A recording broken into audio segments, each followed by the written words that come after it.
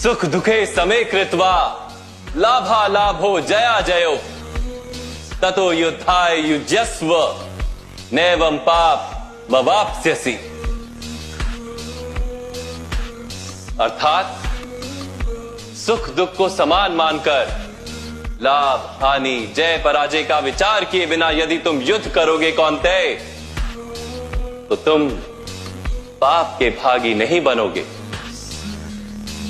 इसी को कर्म योग कहते हैं।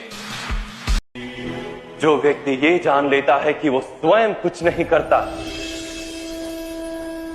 उसी के हाथों कोई महत्व का कार्य हो पाता है।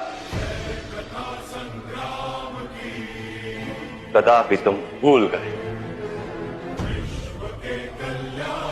इसलिए देख लो पार्थ, देख लो जो देखना चाहते हो, क्योंकि दान देने से पूर्व यदि दानी के हाथ कांपे तो उसे दान का पुण्य प्राप्त नहीं हो पाता। सत्य असत्य, धर्म अधर्म के बीच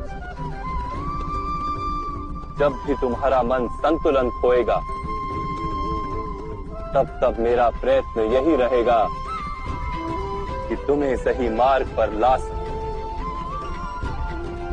रथ युद्ध का हो या जीवन का,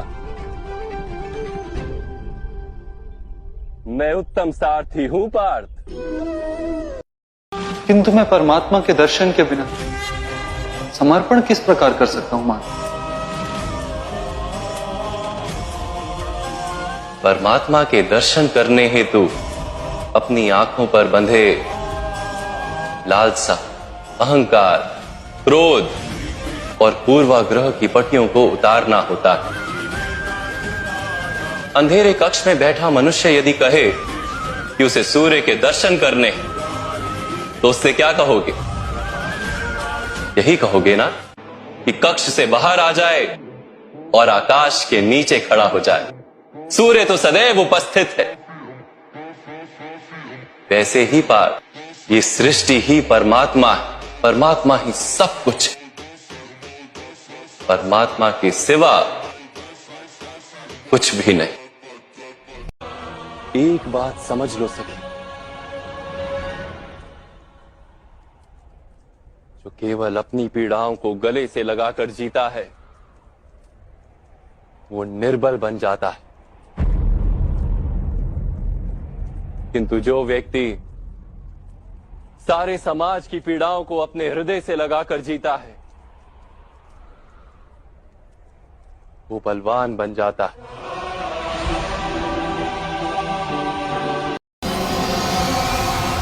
भविष्य का दुख वर्तमान के सुख को खा जाता है सखी। भविष्य का सुख वर्तमान के दुख को दूर नहीं कर पाता।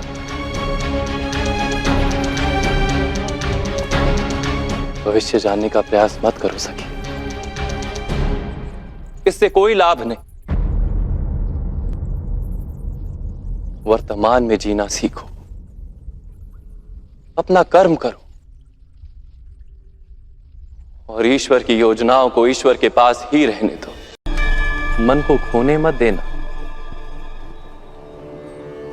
मैं तुम सबके मन में बसा हूं। यदि मन खो गया, तुम्हारा ये गोविंद, ये कृष्ण भी खो जाएगा। बिना कारण तथा स्वार्थ के हेतु हिंसा करना अधर्म है पार्थ।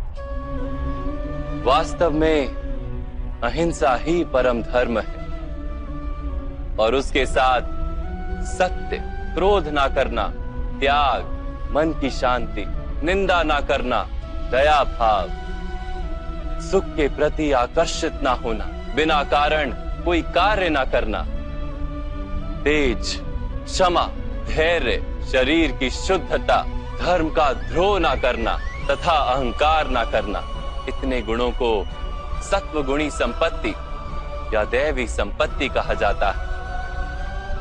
समय पर मेरा कोई अधिकार नहीं, किंतु समय की उदारता पर विश्वास अवश्य।